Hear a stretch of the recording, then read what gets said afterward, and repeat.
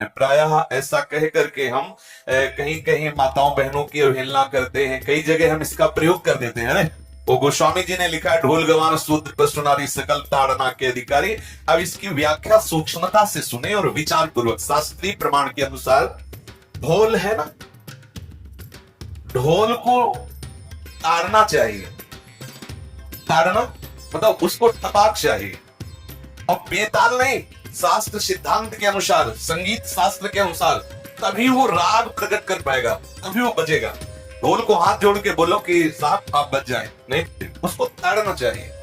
अब ताड़ना शब्द चारों में एक जैसा नहीं लगेगा, शब्द एक ही है ताड़ना, लेकिन ताड़ना के अर्थ अलग अलग है। जैसे कनक है, एक ही शब्द है कनक, लेकिन कनक कनक ते 100 गुनी मादकता अधिकाए, वा खाए बोराए जग या पाए बोराए। बोले कनक ही शब्द है। जैसे ताड़ना शब्द का प्रयोग केवल वही समझे कि ताड़ना देना ही नहीं, उसका अर्थ अलग अलग है। जैसे कनक शब्द है, कनक को सोना भी कहते हैं और कनक को धतूरा भी कहते हैं।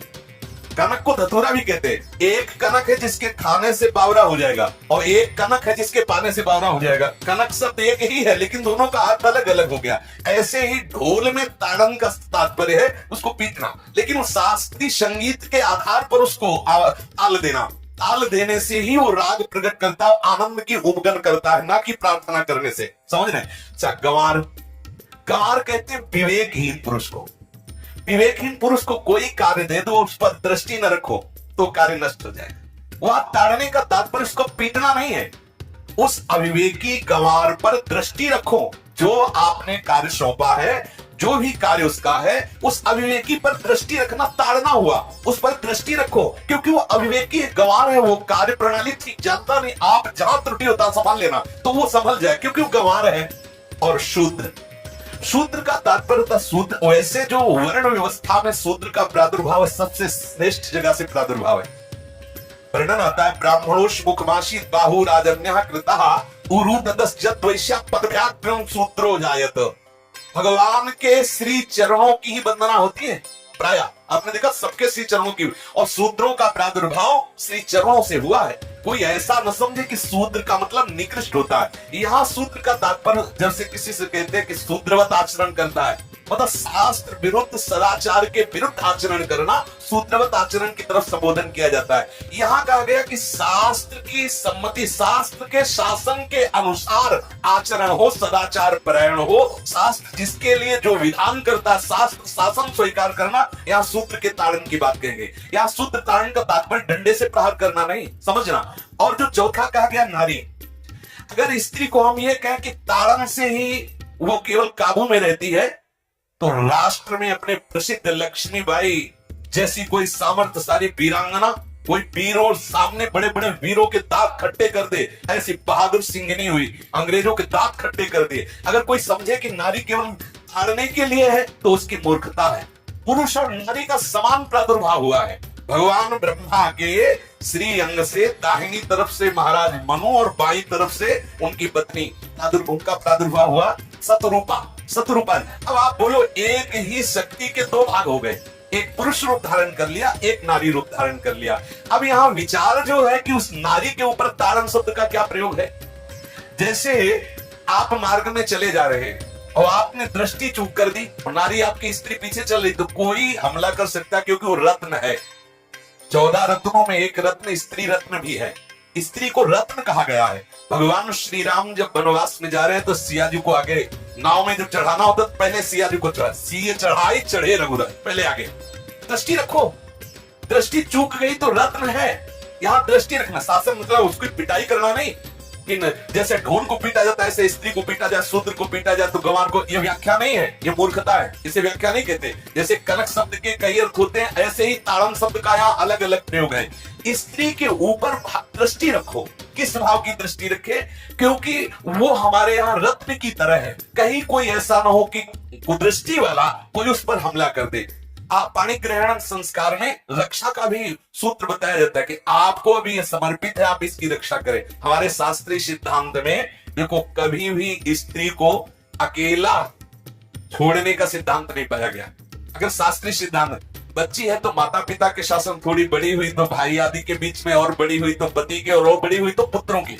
मतलब एक सानिध्य का एक दृष्टि रखी गई है कि यदि आप अपनी दृष्टि में रखेंगे तो उसका मंगल नहीं होगा, उसका हित नहीं होगा। ये जो जैसे मानो कोई सी स्त्री को अकेला कोई पा गया और कुमार्गामी वृत्ति वाला हुआ, तो आज जो घटनाएं सुनने को मिलती है, अगर हमारी दृष्टि हो उस पर तो ऐसा नहीं हो सकता। और दूसरी बात यह है कि स्त्री को बुद्धि स्वरूपा भी माना गया। भगवान से भीष्म जी कहते हैं, मैंने अपनी कुंवारी कन्या बुद्धि को, हमारी कुंवारी कन्या बुद्धि सदैव सुरक्षित रखा है, आज आपके चरणों में समर्पित करते। तो शास्त्र शासन के द्वारा बुद्धि को सदैव अपने अधीन रखो, कहीं बुद्धि कुमार्गामी ना हो जाए। यहाँ स्त्री के ताड़न का केवल एक सूत्र है कि आप उस पर दृष्टि बनाए रखें, कहीं स्त्री रत्न कहीं अपवित्र ना हो जाए, कहीं दूसरे का किसी तरह से कुमार्गामी लोगों का ऐसा कोई बर्ताव ना हो जाए, इसलिए सावधान। वहां उसको पीटने का शब्द नहीं है कि ढूल गवार शूद्र पशुनारी सकल ताड़ना के अधिकारी। ताड़ना का तात्पर्य वहां पीटना नहीं तो विद्वता में देखो तो एक से एक, साधुता में देखो तो एक से एक, वीरांगना देखो एक से एक, ऐसा नहीं कह सकते, क्योंकि जो सामर्थ्य पुरुष में वही सामर्थ्य भगवान ने स्त्री में भी दी,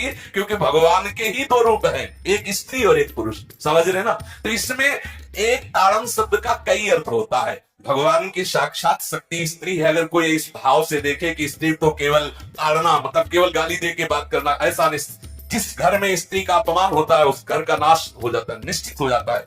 आप देखिए रावण का सत्यानाश हो गया जगदम्बा सीता के प्रति, दुर्योधन का सत्यानाश हो गया द्रौपदी के प्रति। जहां स्त्री का अपमान हो जाए, अगर कोई ये समझे कि स्त्री केवल मतलब जैसा हम चाहे वैसा व्यवहार करे, तो अगर नाश ना हो जाए तो हमें बता देना, क्योंकि भगवान की वो शक्ति है। अगर उसे तुम सोचो कि हम ताड़न करें, जैसे ढोल को ताड़न करें, ऐसे ताड़न करें तो तुम्हारा नाश हो जाएगा। बिल्कुल सच्ची बात समझ लीजिए। केवल वहां दृष्टि रखने की बात कही गई है, आपका अधिकार है, आप उसकी सुरक्षा व्यवस्था में रहे। और एक वृत्ति होती है, अगर शासन ना हो तो हमारी बुद्धि भ्रष्ट हो जाए, हमारी बुद्धि भ्रष्ट हो जाए, आपकी बुद्धि भ्रष्ट हो जाए। भगवान का भय, शास्त्र का भय, लोक मर्यादा का भय, ये हमको सुरक्षित रखता है। इसलिए दृष्टि रखने की आवश्यकता है कि वो पवित्र रहे, वो सुरक्षित रहे, ना कि उसको पीटने के लिए यहाँ संबोधन किया गया गोस्वामी तुलसीदास जी ने। इसलिए सावधानी पूर्वक अपनी वृत्ति को पावन रखते हुए महापुरुषों के वचनों को समझने की चेष्टा की जाए। गोस्वामी जी ने जो यहाँ कहा, भूल गवार शूद्र पशु नारी सकल ताड़ना के अधिकारी, तो ताड़ना का अलग अर्थ है, अलग अलग। जैसे भूल में ताड़ना, तो वैसी सब जगह नहीं ताड़ना लगेगी। आप देखो पशु जो है, चालक जो घुड़सवार होता है उसको ताड़ना एड़ी से देता है। अब चालक जो होता है घुड़सवार एड़ी से, किसान जो होता है वो बैल को बोलता है ताइने, जैसे हल जोतने हम बाएं, वो भाषा समझता है, बाएं मुड़ जाए, और नहीं मुड़ता तो पीछे आ रही है एक छड़ी, उससे वो इशारा देता है, वो समझ जाता है। पशु को अपने इशारे से चला लेते। अब उससे कहे खड़ा होकर हाथ जोड़ के कहे कि भैया बैल देवता अब थोड़ा दाहिने मुड़ जाओ, तो नहीं मुड़ेगा। जब लगाम पकड़ी और थोड़ा ताड़न किया और वो लगता है तो फौरन दाहिने मुड़ गया। आप देखो जो बैलगाड़ी चलाते हैं, घोड़ा गाड़ी चलाते हैं, ऊंट चलाते हैं, तो पशु शासन के द्वारा उसको इशारे से किधर चलना है उसको इशारा बता दो। अलग अलग जगह इस ताड़न शब्द का अर्थ प्रयोग किया गया।